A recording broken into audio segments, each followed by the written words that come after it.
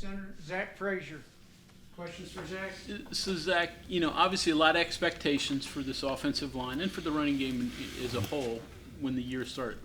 Have you lived up to those? Where do you think you guys are in terms of what your expectations were? Yeah, I think so far we're playing up to our standards. But we can never, be complacent. We're always trying to get better and really focus on the things that, could have made a difference in the game, the blocks that, could have maybe sprung a long run, stuff like that. We're still always, very hard on ourselves. You guys got challenged last week by the coaching staff because the performance you had against their interior guys last year wasn't very good. And I think, did you take that, or did you take it personal? And I know, too, that there were NFL people watching you going up against those two guys up front, particularly Hastings. Yeah, I think, just from everyone that played in that game last year, I think took this whole week personal. And, our coaches definitely made it personal and, did a good job reminding us that, we didn't play well last year. So I think that was just motivation to, get after it on Saturday. Did you play angry? Yeah, I think I always play angry, though. Okay. Yeah. Zach, is there a sense of pride about being able to win these, ugly games? Yeah. I mean, the last two games, I think you could, maybe call them ugly, but I think that's, really, I think it's kind of beautiful in, offensive lineman's perspective, just run the ball, controlling the game.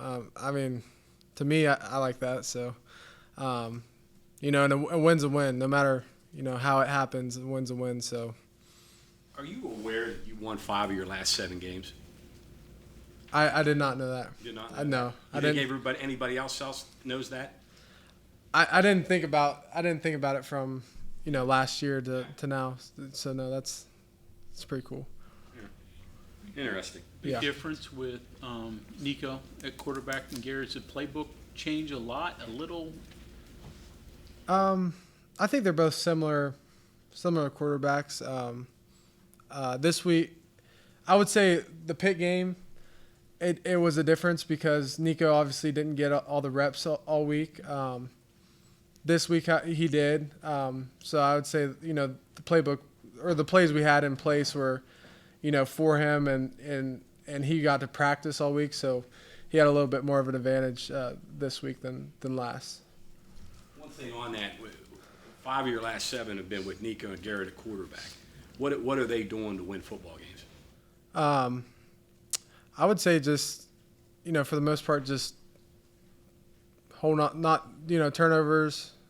That's what we can't have. I know Nico had a couple, but he did a great job responding and really just from then on did a good job protecting the ball. And I would say that's the biggest thing with quarterbacks just in general is just protecting the ball, especially when we're able to kind of control the game and run out clock. It's just turnovers will kill you. So Stopping really killer mistakes though, right? Yeah.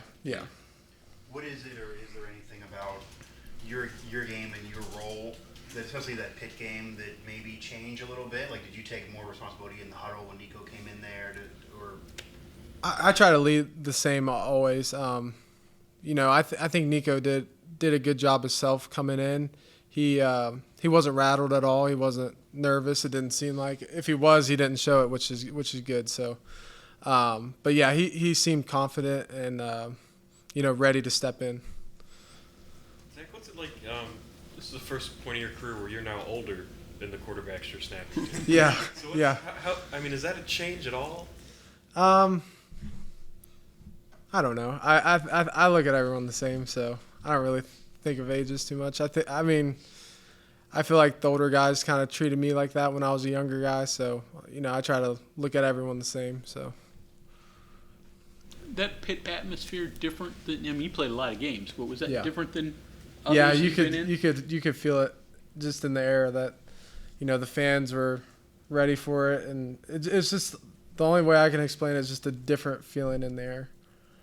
And I've never seen the stadium like that. So.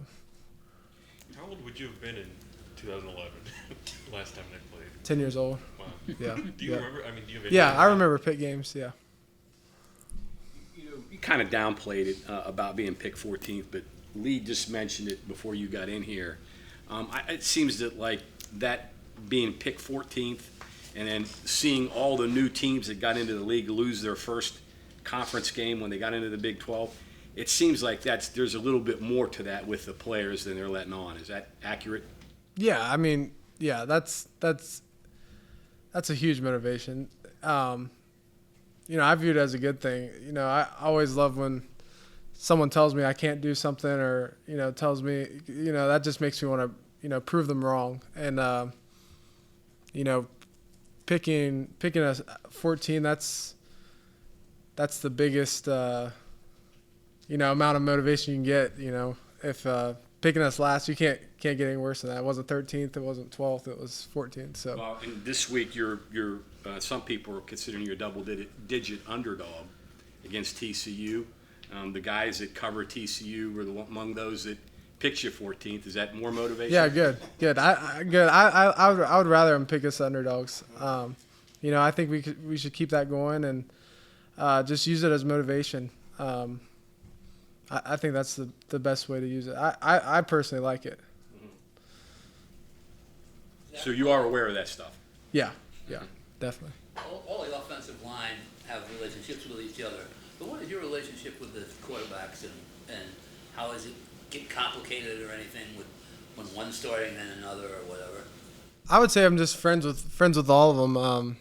Garrett, we were roommates, so we're obviously very close. And then Nico came in. He was a younger guy too, so I just try to be the best friend and teammate that I can to both of them. And yeah.